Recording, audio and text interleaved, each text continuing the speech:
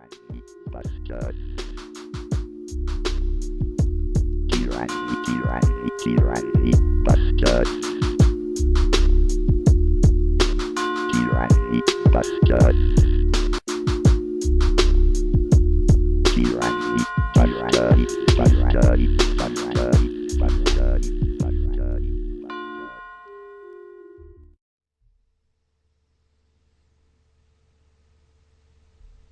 Hello, hello. Welcome to Tyranny Busters, San Diego's first and only 1000% libertarian live stream. Every Tuesday at 7 o'clock, we're here doing our thing. My name is Mario Perea. I got my co-host, Mike Benoit, who's limping on over to the table right now, to join us in another night of tyranny busting. Man, we already started here? We already started, Mike. The show must go on, man. Man. I just got into it, though. I was just introducing us, and I hadn't really got into the entire concept of Tyranny Busters.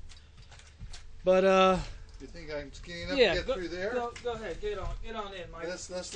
We're just like Go real ahead. people here. Yes, we are. Go ahead. No stage performances. No. So, Tyranny Busters, Mike. Yes, sir. Why don't you tell the folks exactly what tyranny is? I think you have a very unique, well-polished definition. All right, well, tyranny is simply, it's not complicated. It's not like, some horrible, terrible thing all the time. It can be. But it's simply taking, that was painful. I've been staying off of that nerve all day long, and now I just messed it up.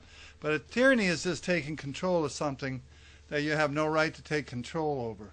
This pain in your leg right now, does it have a tyranny over you? I don't know. Can you get and turn that on? That air conditioner on? Because can you sneak by me? I got you, man. I got you. I can't even pull myself. I got you. But so, if you take control over something, anything that's not yours to take control over, you can do it by lies and deceit.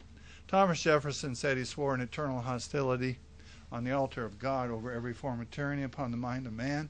So he was talking about mind control. And so tyranny is simply taking control of an area where you have no right to take control. It can be very despotic, or it can be very benign, could even have positive results. But that's in the essence of tyranny. When you take control over something that you have no right to take control over. And really, what right does anybody have to control anything other than themselves? Well, unless I give you permission. If I give you permission to control me or to control my stuff, then that's okay. So then you have it by right. You have it by a grant of permission. But against someone's will, you don't have it. So, well, starting off against somebody's will, I wanted to highlight on a story that we talked about a little bit a couple programs ago, and it was about Alex Guadarrama, the police captain's son, who had groped a few women, bashed in a window, caused property damage, and they had let him go. They hadn't charged him. Not only did they let him go, but they took him over to the hospital and then drove him to a parking lot and didn't charge him. Well, he's been charged, man. all right. Yeah, the police, there was enough backlash from the community. Maybe what you did on Tyranny Busters. Well, I don't know, man.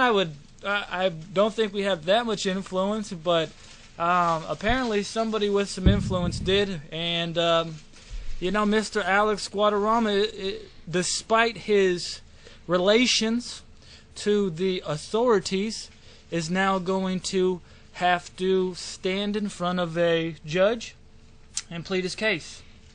Or a jury, perhaps, if he decides to take it that far. Will justice be served is to be determined, but, we talk about a lot of bad things about here. I don't want to say bad things, but, we talk about a lot of injustices.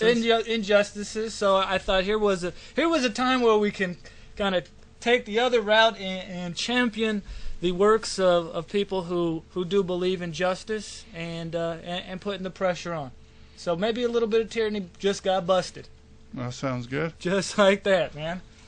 Of course, there's left much more work to do inside of this, because as one bubble gets popped, 2, 3 more seem to pop up, right? You pull one weed from the Liberty Garden, 3, 4 more. These weeds of tyranny just popping up everywhere you go. Yeah. You know? People that think they have a right to control other people. They're confused too. You know, they think that somehow their demand for freedom entitles them to impose on the freedom of others. Well, it's a very short-sightedness that people have in this realm of freedom, liberty, that they're only concerned about their own agenda. But I would say that if you're really about freedom and you're really about liberty, you got to ride it out. Like, you can't just take the train to your stop. There's going to be a lot of people on that train with you. And so you have to respect those people's freedoms and liberties as well. But as we see in today's day and age, the short-sightedness is very prevalent, man. And we're going to talk about some of that tonight, Mike. All right. We're going to talk about Proposition 37 here in California. It's the mandatory, it's a proposition that would require mandatory labeling of genetically modified organisms. So we'll get to that, but I want to hold off for a second, Mike, because we just had a real big thing happen over the last week, man. What was that? Well, there was a presidential debate. Oh my goodness. You didn't watch it, man? No. I missed it. Well, yeah, you didn't miss very much. So I won the debate. By not attending. You may have. You may have. But in all seriousness, you won, but a lot of people lost, man. A lot of people lost because they're buying into the propaganda, to the tyranny, that there's a dime's bit of difference between Mitt Romney and Barack Obama, other than superficial characteristics. One has a R by his name, the other has a D. One is a Republican, one is a Democrat. So let's just talk about that, because here's a huge tyranny, right? How many people out in the country right now are thinking that theirs are the only 2 parties that are running for president? Well, yeah. You know? Those are your only 2 choices, don't you know? Those are the only 2. You know, there's not the Libertarian Party, Gary Johnson, who I see polling at 10% some places. You know, I wonder if people think about that when they see the polls and it's, 45 Obama, 43 Mitt Romney. Well, where do you think those other percentages are? That's not 100% right there. Well, yeah, and those people are voting that way too, Mario, because they've got this tyranny upon their mind that only Romney or Obama can win. See, that's a self-fulfilling philosophy or propaganda on the mind. Yeah. That only one of these guys can win, and so therefore, because that's all they hear, they believe that, and that's what they repeat all day long, and that's what we're stuck with. Well, it's I felt the burn a little bit of this, man, because me, I'm not supporting either of the 2 guys, the 2 statist candidates. Hell, I'm not even really supporting anybody in the race, to be truthful. I was all for Ron Paul. I thought he was sincere about his quest to really ensure that government stays limited to the reasons why it was instituted to begin with in this country, according to the Declaration of Independence. So I was for him. But I talk a lot about Mitt Romney. I talk a lot about Barack Obama, and this guy, he says, "Oh, Mario, if your positions were so popular, you would have a candidate." And it's like, so he believes that those are the only 2 candidates, right? He thinks that Mitt Romney and Barack Obama are the only 2 people that are running for president here, not realizing that the matrix, right? And you touched on this here in one of our conversations. The matrix has been created by the media complex, man. because they set up this narrative by only inviting these two guys. Well, you have to don't forget that the Federal Election Commission is set up to guarantee fair, elections. And on this board, there's 12 members, and 6 of them are Democrats and 6 of them are Republicans. So they're making sure that we have fair elections. And they set a standard. They say, well, you can't be in the debates unless you're polling 15%. And of course, if the media makes sure that nobody knows that there's other candidates, then you're not going to poll more than 15%. And if people don't see them on the media, then they're going to go, well, yeah, when they find that someone tells them about it, they go, oh, well, that's interesting, but they can't win. And the reason they can't win is because they haven't been seen on the media. And so that's that circle of fulfillment of programming.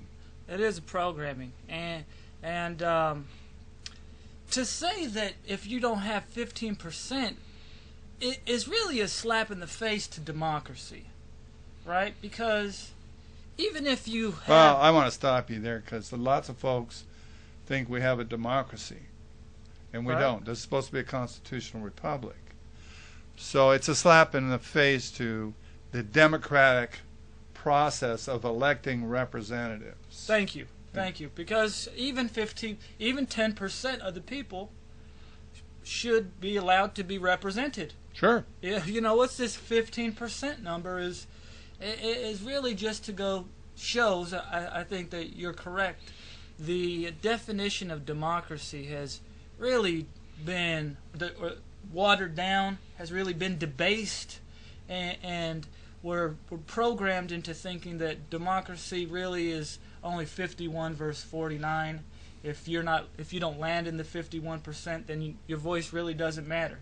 But I would challenge that premise there, because, say you only Gary Johnson, who's the most popular out of the alternative candidates, I guess you could say, if he was allowed in the debate, sure, he might not be able to win, but could he influence the dialogue of the debate?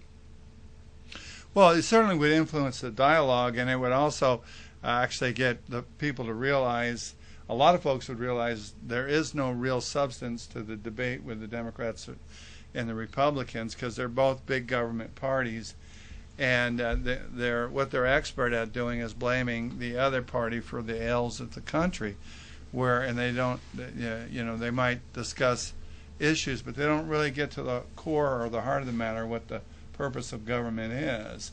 So it'd be embarrassing for, say, like a libertarian candidate like Ron Paul to be on the stage with two statists, because they'll be talking about how they're each going to save Social Security or Medicare, and Ron Paul would be talking about how we could protect the senior citizens that are dependent on Social Security, because the program's going to fail, and then free up the next generation so they're not stuck into a failed Ponzi scheme.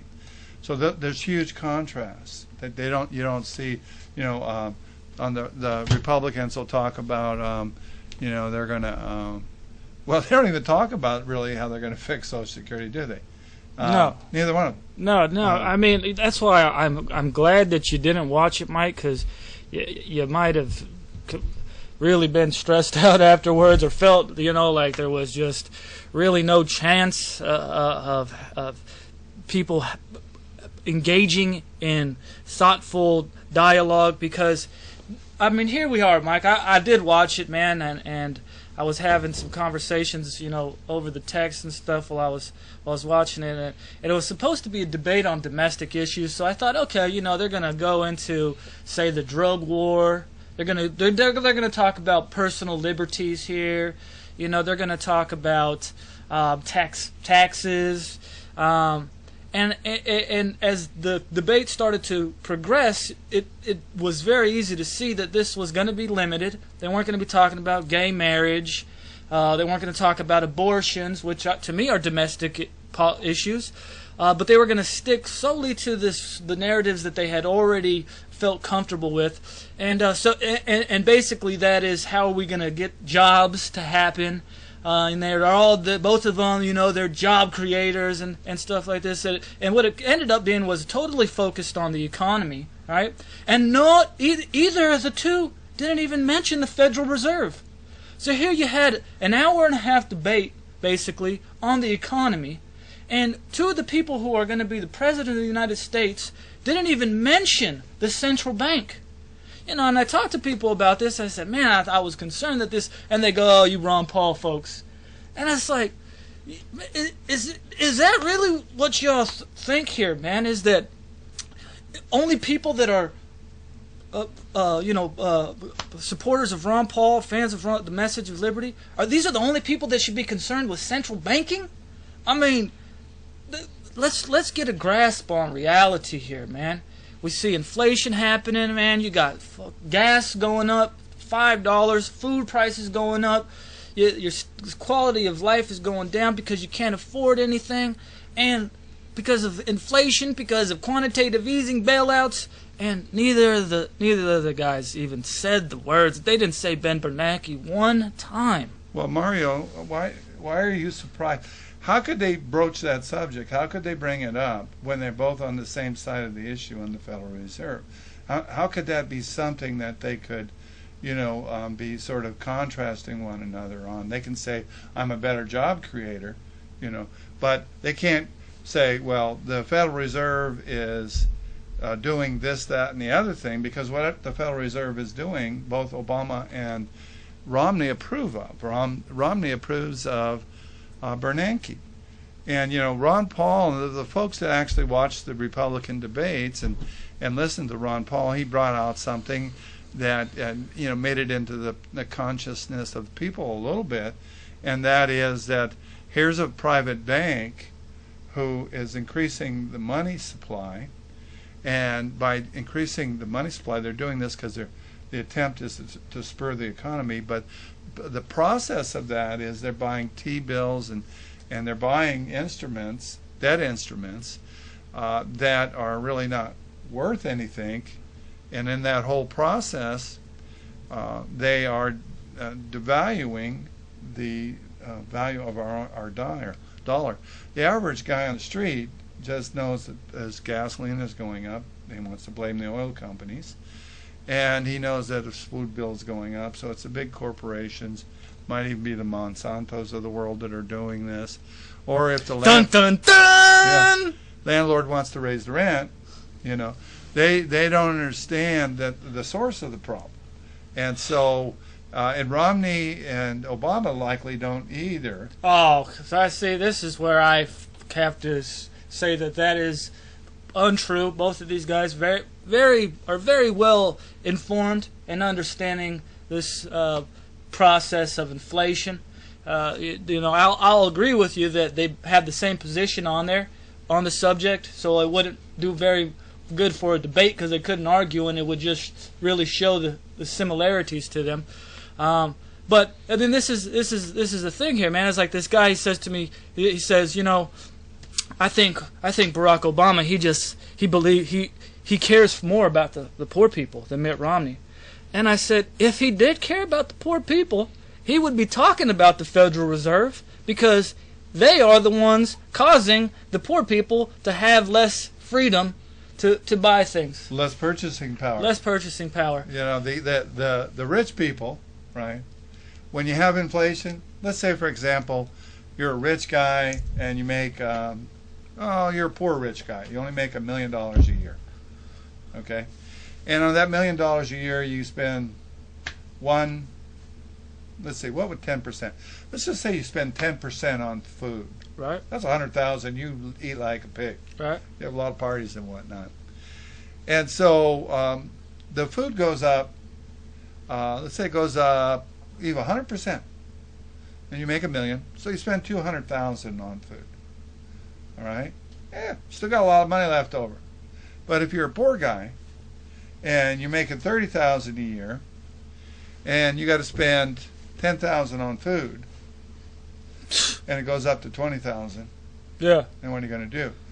So this is the kind of thing that you're absolutely right on. If the people at the lower end of the spectrum would realize that these bankster gangsters, as I refer to them, are creating this problem, this mass problem for the average folks or the below average folks, and the people high up on the food chain, it doesn't affect them as much. So this could be, when I say Romney and Obama are not cognizant to the problems of inflation, that's because I see what you mean. They're not they're not feeling susceptible to the effects. Gotcha. Well, you mentioned the food chain here, Mike, and we got a couple people here in our chat room. Of course, we got good old Voidarelli, always coming on the side of freedom, about these issues. He says, you have the right to your own life and no one else's. We got other folks in here. Ron Paul's ideas are popular, but the press and the Republican and Democratic Party shut him down. Very true. My man Void comes in and says, don't forget, people are way more concerned with welfare benefits than whether or not we have a central bank. So that might be a reason why it doesn't get taught. Well, sure. And these things that you're reading, you'll start me to go click, click, click here. They're concerned with security instead of liberty. Yeah. They're concerned. They're indentured servants, and they don't know it. They live under an illusion that they're free. So we have this scenario that exists right now. So hey, which one of you guys is going to fix the economy? That's the saying. Which one of you guys is going to give me security? This is not the function and the role of government. The role of government is to secure our rights. And in doing that, we get prosperity and we get security as a byproduct of that. But when we ask them, provide security, and then what they do, they end up with trying to micromanage everything in the system. They create a situation where the health care is just totally out of sight. It's broken, failed. It's because of government intervention. It's because of killing the free market. And then in the process, they're saying, here, we're going to give you Obamacare. And then the Republicans will say, oh, that's not good. We got our versions. We're going to give you our versions. They're all central planners like the Soviet Union. And they want to come down and say, give up your freedom. Trust us. We'll give you security. And so the problem is, they'll say, what about our welfare? And, give me some security. Protect me. The problem is that when you give up liberty for security, you do end up with neither. This is nothing new. Ben Franklin and those guys tried to tell us about it. They obviously had the problem back then. They understood it. And it's sort of like what I call axiomatic, or that's not my term, but it's an axiomatic condition that's like gravity. It's always going to happen. Right. All right. So the way out of this mess, the rudder to get out of this mess, there's only one rudder, and that is you got to start insisting on freedom, not more security. Well, unfortunately, our next guy over here, he says, I want to know what WTF, you know what that means? Yes, I do. I want to know WTF is in my food. Oh, okay. How does one draw the line between my right to know and a corporation's right to make and sell a product, even if it could be deemed unsafe? There's the Matrix talking. So I get this guy mad. That's the Matrix talking. You're thinking you're trying to understand his question here, right? What he comes off of here is he thinks let's say you're producing food, right? And I say, Mario, I got a right to know what's in that food that you're producing. I want you to label it. And this is Proposition 37. Proposition 37. All right, I want you to label that. You got to label that. Or hell, you're going to pay hell. What are you going to tell me? I'm going to say, hey, kick rocks, Mike. Get out of my store, buddy. No, you have to label that, because I know you're going to have some harmful stuff in there, and I want you to label it. Honestly, being the nice guy that I am, I say, Mike, please get out of my face, man, and go. Oh, you mean I don't have to buy it? No, you don't have to buy it. Oh, I can't make you label it so I know it's safe? That's right. Huh. Yeah, that's what I would say. I say, hey, man, if you don't like the way I'm running my business here, right? Yeah. If you're not comfortable with what I'm selling, then don't buy it, man.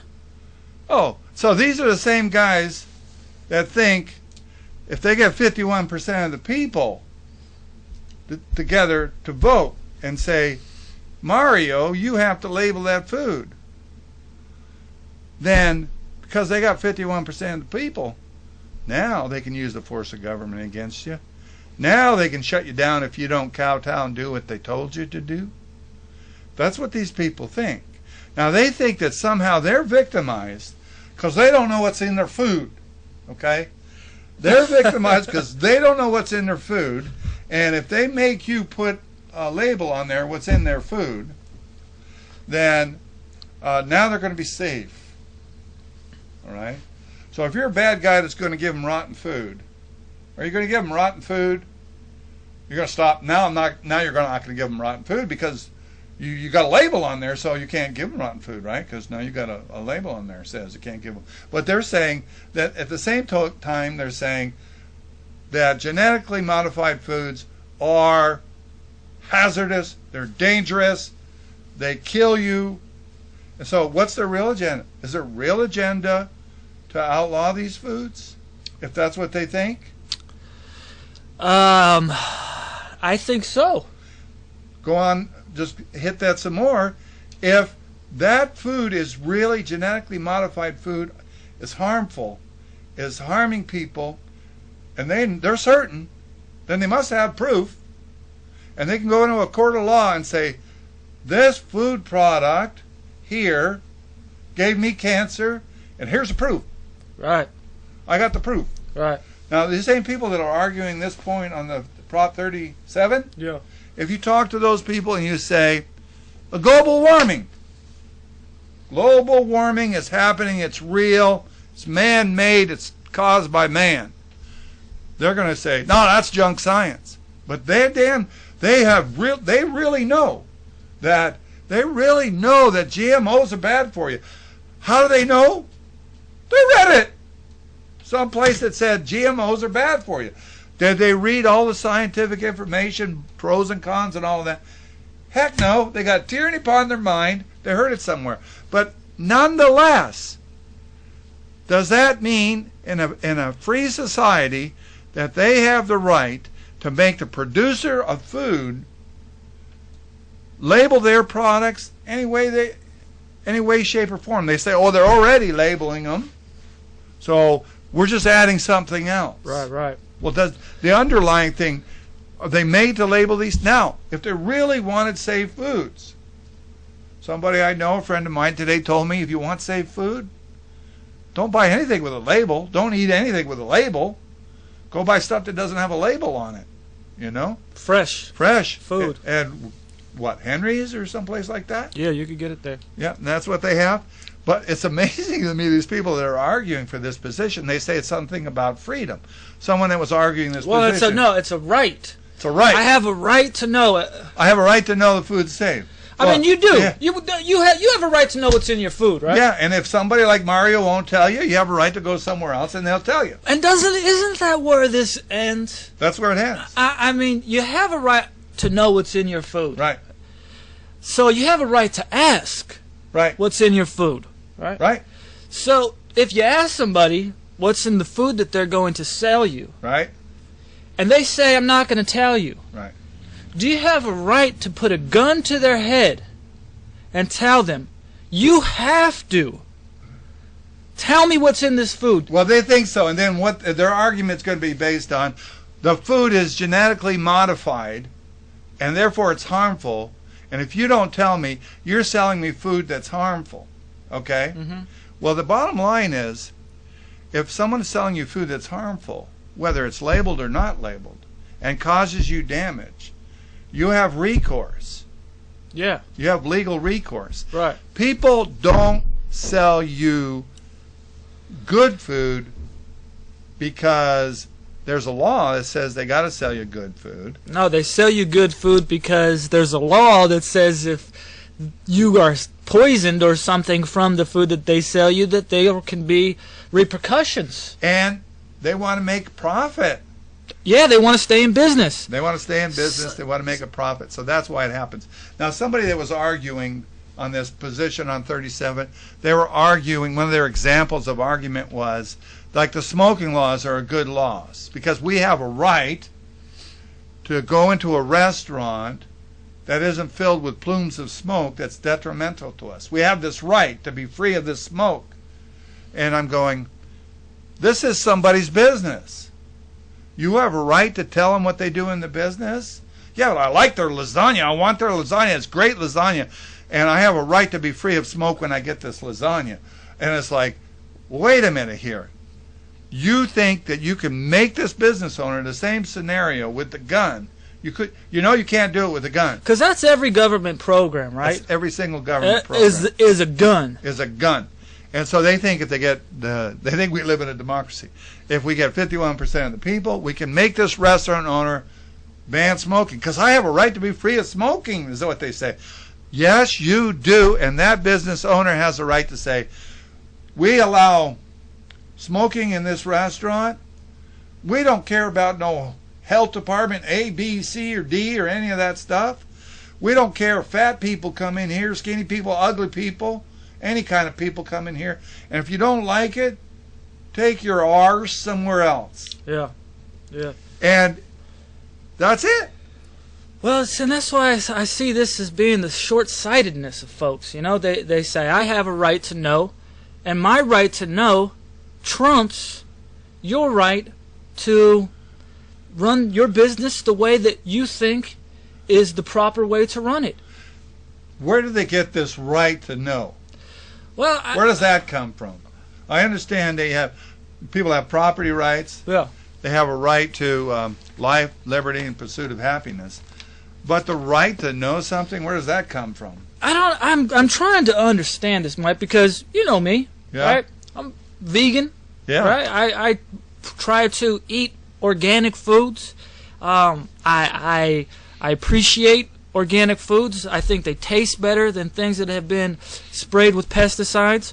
I would even argue the fact that GMO foods they don't taste as good. Perhaps this has something to do with the fact that because they already have pesticides built into them, they don't have to be brought to the full stage of ripeness, and so then the food just kind of tastes bad. And I've read a lot of studies about the cancerous effects of GMO foods, and so I would say hey, this is a legitimate concern. If this is something that you want, then you should go for it.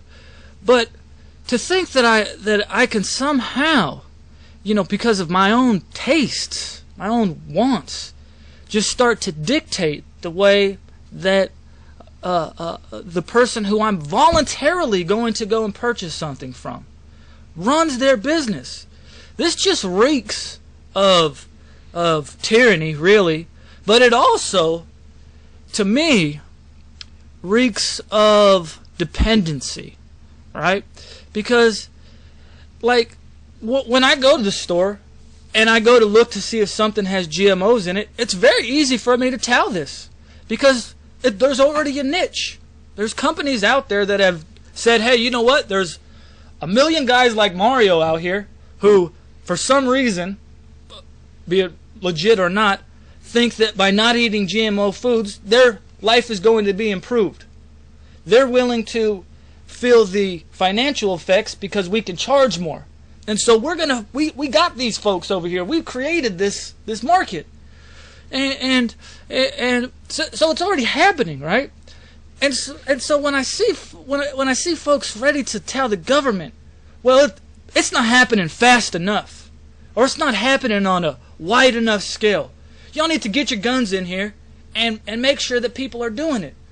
See, I feel like it's my responsibility as somebody who has these concerns to say, okay, is this ingredient in there? That's my responsibility, right? That's not the government's responsibility to do this. And so I'm kind of puzzled because of how many people that I know who are involved in this liberty movement, right? Who last month were saying, you guys can't tell us we can't drink raw milk. You can't tell us what we can eat. It's not your business to tell us what we can eat. But all of a sudden they're saying, but it's your business to tell us what we're eating. That's a legit function of the government. You can't tell us what to, but you can tell us what we are. It's my responsibility to decide what I ingest, but it's not my responsibility to ask the question or to seek out businesses who are taking those steps. So this is why I say that it reeks of dependency, right? It's because people are not being independent when they look to the government to say, okay, well, you do this for me. You do this for me. And you know what? They actually claim that there's no cost involved, okay? I know, you know, man, I know. They actually claim it's no cost. Now, the reason I mentioned cost, because I know you don't like to take the utilitarian approach on these things, man. But the reason I mentioned cost is people like me, give me that GMO stuff. Right. I don't care. Right. All right? I used to smoke cigarettes and do dope. But I don't care. You can't genetically modify dope, though. Just yeah, you can. But anyways, so it ain't going to cost any more, they say. Well, certainly it's going to cost any more. Now, because it's on the package, now it says this product contains GMO, there'll be some folks that'll go, oh, man, I heard GMOs are bad. I ain't buying this. Okay? Right. So it's going to hurt their profit line. Right. It's going to help the guys that are selling the nut, because those people go over to the, the competition there that sells the non-GMO stuff. And so they're going to have to do something, either spend more money on advertising. Yes. They're going to have to, if they have to spend money to prove that they got independent laboratories that they have to pay $1 million or several million a year to prove that, to verify that there are no GMO products in it and whatnot. These things are added to the cost. People say that Occupation Safety and Health Act from the federal government, that's not going to cost people any money, whatever. Somebody comes in with a lawsuit, and no, this is under the Americans with Disability Act. ADA. Yeah, they come in with a lawsuit, just a law, you're just going to obey it, it's not going to cost any money. People come in a lawsuit and say, well, that doesn't comply, this doesn't comply, and that doesn't comply. And there are people that come into a business that are not even a business that's open to the public. I mean, it's not. They got no reason to come into it. It's just somebody's office where he does his, types his reports or whatever. Right. And so that costs money to go answer these lawsuits and to comply with all of that stuff. So it will raise the cost. Right. Even the non-GMO foods, all right, if they have to get into actually proving that they're not GMO, they have to spend the cost to do that. That's going to raise the cost of their food. And why do I mention cost? Not because it's utilitarian and it's, look, this is the cost. It is my property that they're taking from me. Yes. That they're passing on to me, that they're plundering from me. If it's 1 penny, it's a violation of your property, because there is no right. There is no right to know there. This was the other example I used about this right to know thing. And I'm totally agreeing with you, Mike. There's going to be all types of costs here, man. The only reason why you're not seeing widespread protest against this proposition right now is because they've exempted restaurants, they've exempted dairy products, they've exempted meat products. Alcohol. They've exempted alcohol. Boy, if they didn't exempt alcohol, this would go down in a flame. This would go down.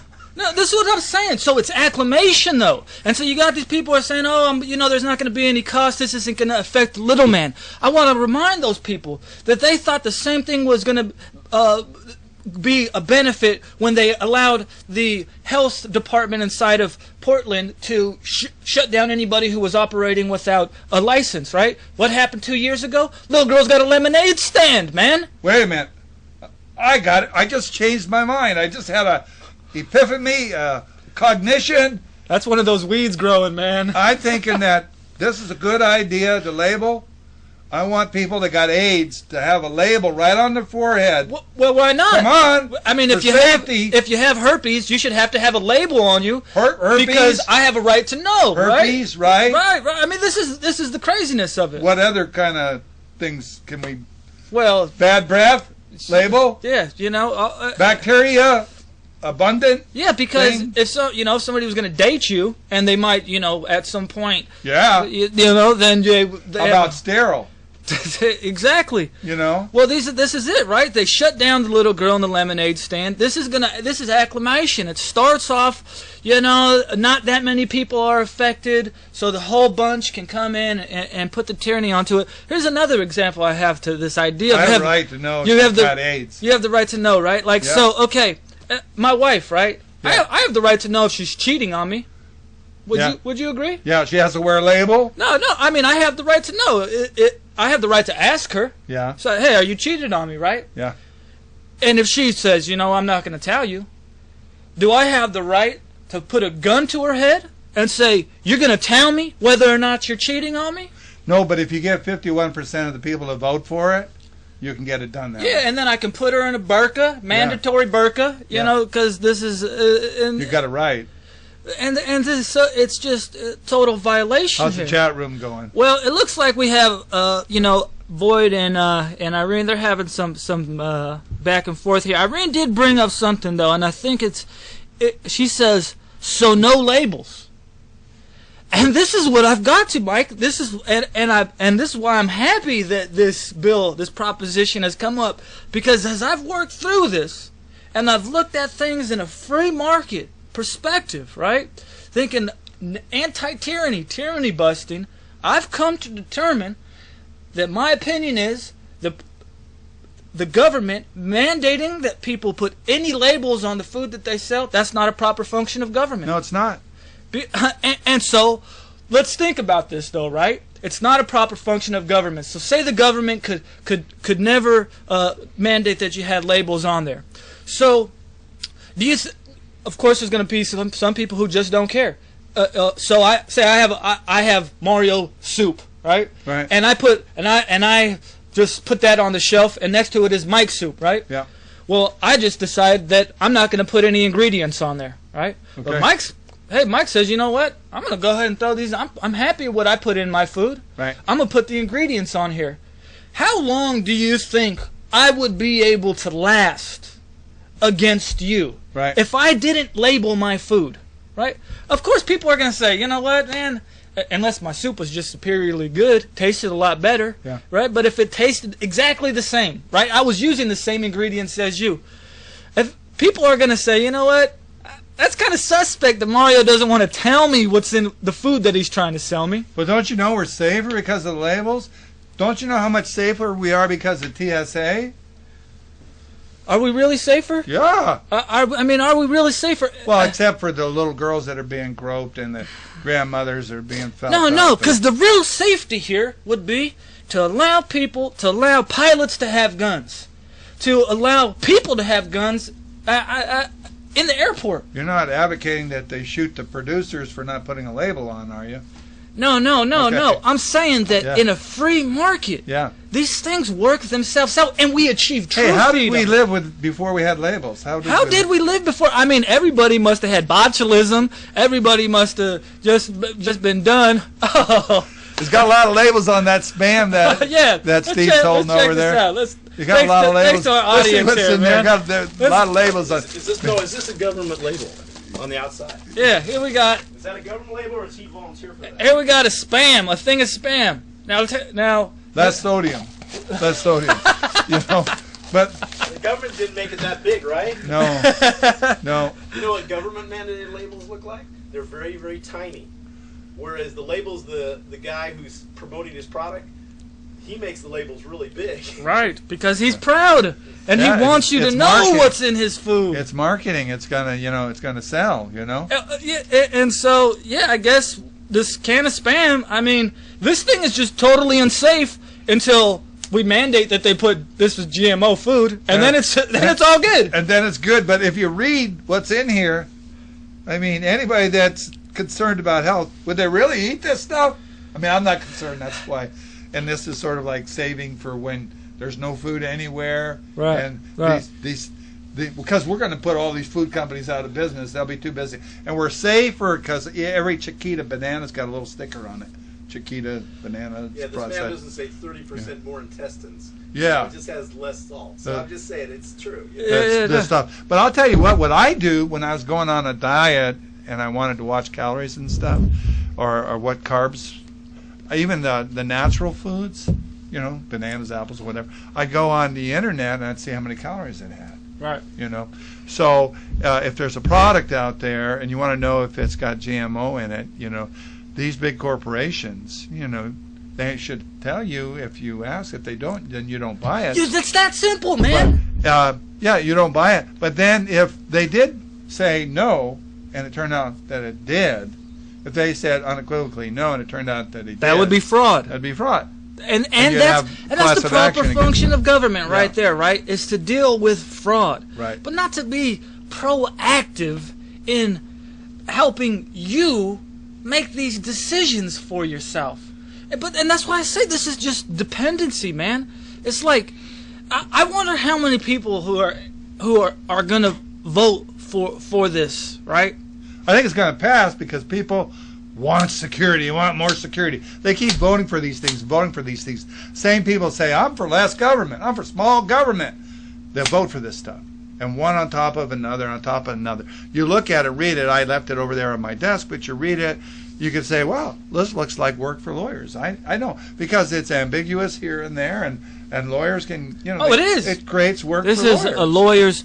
a lawyer's. This is their love. This was created by lawyers, I imagine. You know, so people are going to say, "Oh, you guys are anti-GMO labeling, right?" So you might say, "I don't care about GMOs, right?" Yeah, so, I mean, I don't care. Okay, well, we'll say somebody, say me for instance, that I am pro-GMO labeling, right? That I think that I respect a company who puts this information out as a way to have transparency in between the contract of it and its consumers. And I thought that Adam Kokesh, he summed it up nicely today too. And I've been pushing on him because, you know, he says he's a not statist, you know, and he kind of challenges a lot of these issues. So I said, Adam, when are you going to come out in Prop 37, man? What's the deal here? And this guy today, he wasn't answering to me, but this guy today, he wrote up a little blurb about Adam, you know, saying that there was these plus sides, but he was smashing him because Adam had came out saying no on 37. And the guy says, oh, Adam's anti-GMO labeling. Adam said, I'm not against GMO labeling. I'm against forced government labeling. That's like saying I'm anti-lovemaking because I oppose rape. I thought that summed it up nicely. You know, you can't... And then what was awesome about this on his tweet is the next thing, the picture that he sent out was some of his cereal boxes that he had in his cupboard. And it was of cereal bought from companies who have already labeled their things, said non-GMO on it.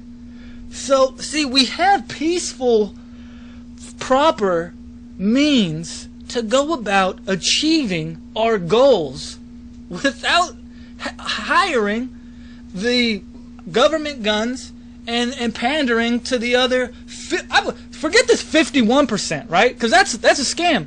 This is 50.000000001%. You just have one other person, and all of a sudden the other, you know, huge minority. They don't have any say in this, man. Who cares about their rights? So I wanted to give a shout out to him, man, because I thought that summed up it very nicely. Not against this, you know, but You know, when I go to the restaurant and get breakfast, eggs and bacon and pancakes, toast or something, juice, I want them labeled from now on. Can we have a proposition for that? well, it's coming. I want a label right on the pancakes and the eggs. You got a right to know, Mike. I have a right to know. You got a right to know. And so I would also challenge people who are on the yes side of this, right, to say, okay, you got a right to know. Hey, wait a minute. If smoking's harmful, right? Bacteria's harmful, right? Don't all people emit bacteria when they're breathing? Yeah. I would Who's say that's a who's condition gonna- of breathing. Who's going to protect us from that? Well, we should have a prop, I think. Yeah? I mean, No, we have to invent. We have a new invention coming out in technology where everyone can put it on there, and it'll go up to an LED next to you, and it'll show any diseases that you may have, like I got a flu or a cold. It'll say I got the flu or I got the cold because it'll measure that. Mandated. And now, but it's not an optional thing. We're going to mandate everybody has that ability to know when something. I'm glad that's coming on the horizon because, I was worried about the next thing after this is accomplished. Then what's the next thing? And I was worried about that. Now we got that covered.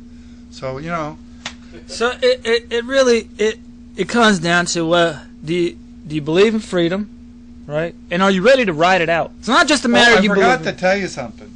You have to prove up these things under this mandatory labeling. There's going to be paperwork in proving it up. You know what I'm saying? Yeah. Because the government agencies, they like that. OSHA, Occupational Safety and Health, whatever, that one, 95% of the violations are paperwork violations. And they get fined for that because they didn't do the paperwork right. Well, maybe those are the shovel-ready jobs they're trying to get. That's what it is. Yeah, that'll put people to work. Shoveling paper. Yep. So what are they saying, Mario? Well, I mean, one of our folks here, she's obviously very much against GMO. She's saying that RT is going to have a film where a GMO-fed mouse is they're going to show this, and you're going to be able to see the tumor grow. And it's like, well, if something is that's good. They can take that proof. And now she wants to outlaw GMO. I mean, that's it right there. So take that proof and outlaw the product. Or she wants to, like cigarettes, put on there that this product is hazardous to your health. And will cause cancer. So that was another, I've been trying to do the Socratic thing a little more lately. Yeah. And a couple people have reached out to me about Prop 37. I asked them, I said, okay, well, you're concerned that it causes cancer. Right. Do you think that we should have to label this food the same way that cigarettes are? This can cause cancer. And he said, absolutely. So I said, well, what's the principle here? Do we label foods that cause cavities? I mean, if you buy something with sugar in it, right? Should there also be a label on there that says... This causes diabetes? This causes diabetes, this causes stress, this causes sleeplessness, this causes cavity, this causes obesity. Aspartame causes cancer. Right? So why do we stop at cancer? What is so magical about this disease of cancer? So we'll label everything causes something, right? Negative? Right. Who's going to pay attention to the label? Who's going to say, look, everything causes stuff, so... Right. And so this is what it is, man. It's your personal responsibility. It's your responsibility, right? If you have an allergy, right? And this is what I think is the nonsense about labeling peanuts, or or you have to label every allergen. It's like, if you have an allergy, it's not the person's responsibility who's selling you the food to make sure that they go through your medical history and determine whether or not that food is safe for you to eat. No, it's your responsibility. Find out if that peanuts or peanut oil's in the food. Whatever it is. Whatever the allergy is. And so, you know what? It's going to be GMO. You got to label. Pretty soon it's going to be every food that has gluten. So if mandatory labeling is acceptable to people, mandatory flu shots are acceptable too, right? Mike, keep on going, man, because that's what it is. Mandatory flu shots, right? Yes. Because you might get people get these shots and die from them, don't they? Absolutely. Yeah, but mandatory flu shots, we got to do that because it's for safety. Their safety, and if they get the flu, they can pass the flu on to somebody else. Yeah. Okay. Yeah. So mandatory flu shots, that's good too, right? Well, and so here this is it, man. It's like, so I think this is what I'm thinking, man, is that if we did have a free market here, I would like to think that and people like me who eat organic foods. Wait a minute. Does drinking alcohol cause cirrhosis of the liver? Yeah, it does. Do they got that on the label? I don't think so. And if we didn't have cigarette smoking is dangerous and whatever, we wouldn't know that if it wasn't on the label, right? By the way, all the alcohol is made with GMO grain. Alcohol made with GMO grain. We wouldn't know. We're going to outlaw all that stuff. Well, go back to prohibition. That works. Well, that's the thing, right? Is like people identify prohibition as tyranny, right? Yeah. But they don't see they don't see mandates as tyranny. So prohibiting is saying that you can't do something. Right. The mandate is saying that you have to do something. They don't say that impacts on their liberty too. Hey, what if somebody makes a GMO food? It's a new GMO food that's not based on getting it to market or making it preserve well and those type of things, or resist insect damage to the crops. What if they do a GMO that is so nutritious it prevents cancer, but now we've outlawed GMOs? So then the people that are eating GMO food underground to get free of cancer, then they're like those people doing prohibition.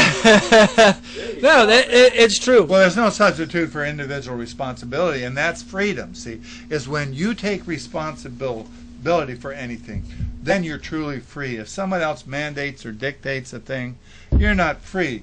And if they are protecting you, you're a dependent, okay? Right. But if you want freedom, then you do your own research and you check things out and you become more responsible.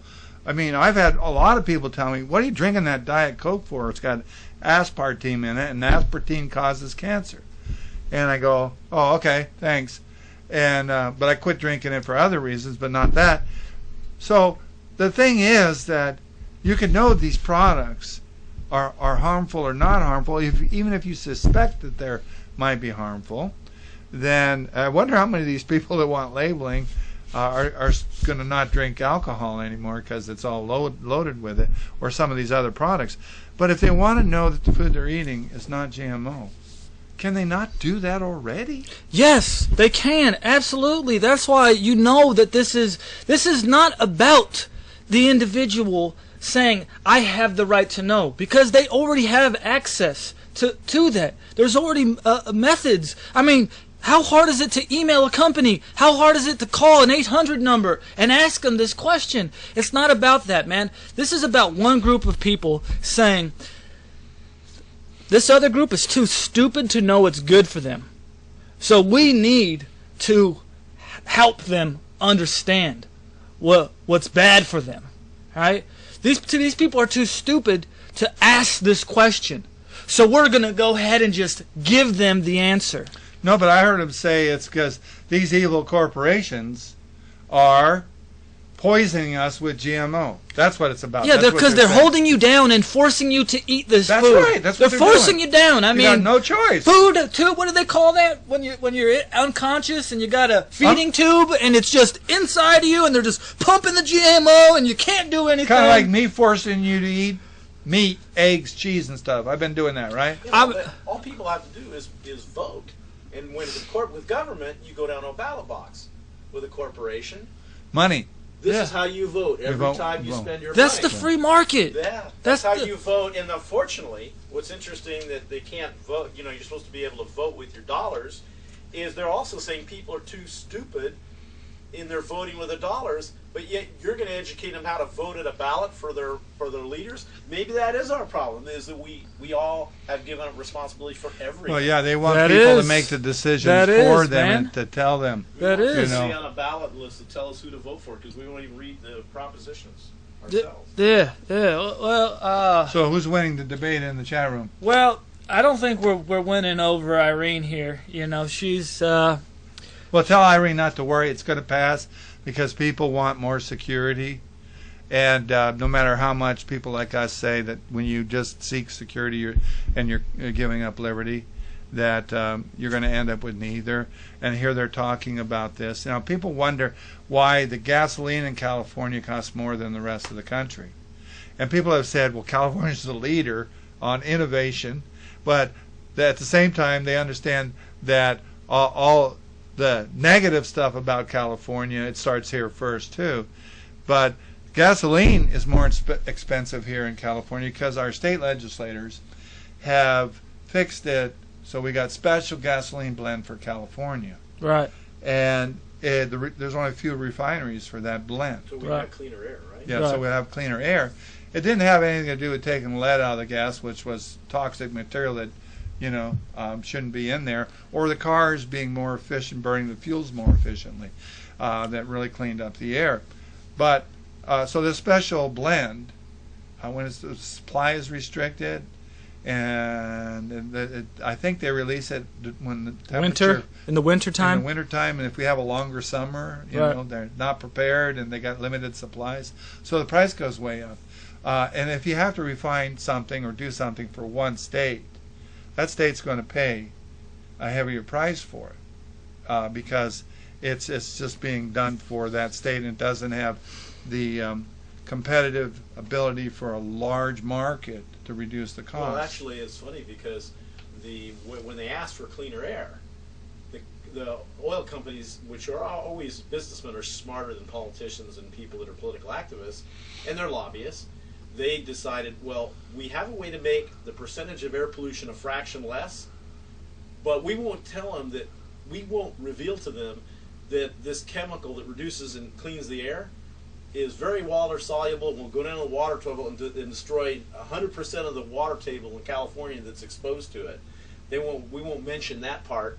And we'll have exclusive monopoly because these refineries for this special stuff is going to be limited to just 2 or 3 of us oil companies, and therefore there's less refinery capacity because there's not a diversity of oil companies. Oh yeah, well it yeah. makes the price go they up. charge more. It makes the price. We're just seeing it right now. They made the price go up. Now they get to step in 2 weeks before they were allowed to release the winter blend. The Governor Brown comes out and says, "I'm letting you guys have it 2 weeks sooner," and everybody falls to the altar and says, "Oh Jerry, you're so compassionate. I love you, Brown for God." Or the same thing is like cap and trade, right?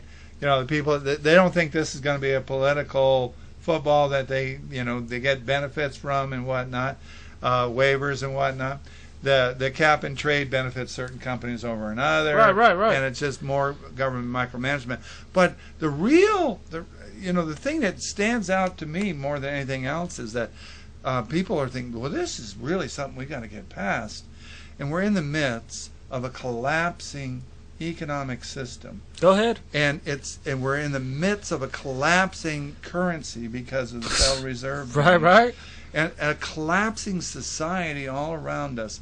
And it's because people, basically, the root of the whole problem is they're giving up freedom for security, but it's because people think that government that governs least governs best, so give me more government. Right. Give me more government. Right. Because government that governs least governs best, so I want more of it. Right, and so that's exactly it, Mike. So what I'm saying is, like, if this was a real situation, now people, and say this passes and everybody has to see GMO labels, right?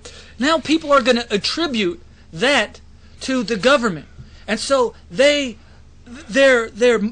political muscle becomes atrophied, or their ability to associate freely becomes atrophied. Whereas if they didn't require or request that the government step in and do this, unified, and was able to make a large enough ripple inside of the market to where companies, by and large, were forced to put this label on, they would feel accomplished. And they would feel empowered because they'd say... And it also justifies this future government action because if you notice, even people who want less government, even among the clique who like government but want this 137, every time they say, we already have labeling now, what's the big deal?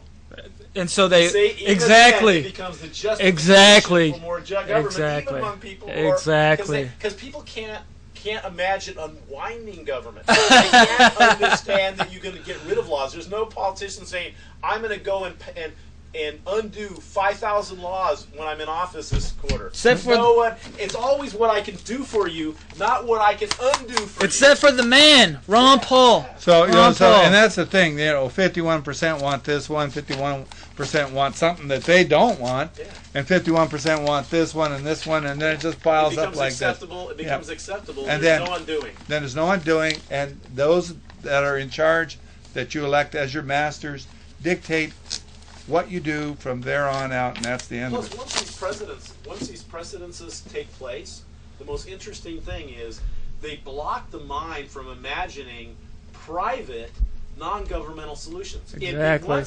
Even if you're anti-government, your mind hates the unknown, and the fear of the unknown is everybody is against the libertarians because they think it's anarchy. That's the bad word they throw out. Just like they'll throw out to conservatives, they're racist. They always tell libertarians when they want to insult them, they say, you're going too much to anarchy. Because their mind, they can't conceive of private alternatives to government action. All right, they already conceived that people wouldn't be educated if it wasn't for government schools. And if government was that involved in the food or the clothing industry, it would be the same concept. But I think we're coming down to the end. Yeah, we are, man. And so I think it was a productive conversation that we had here. And if I could close on one thing here, it's, and I don't want to look like a jockey or somebody or who's just totally on the man's jock, but I know a lot of people who watch this show, they're from our group, from our Ron Paul group, and if you're yes on 37, I just want you to think, how would Ron Paul vote on this, right? The principled constitutionalist that he is, guy who believes in personal responsibility. How would he vote on this? And if he voted no on this, would you think that he was less principled in his approach to the proper function of government? All right, very good. All right, thanks for joining us. See you next week. Have a good night. I like your ending, man. I like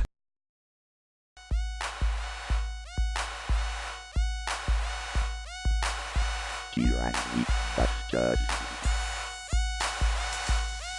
Tyranny Busters. Tyranny Busters. Tyranny Busters. Busters. Busters. Busters.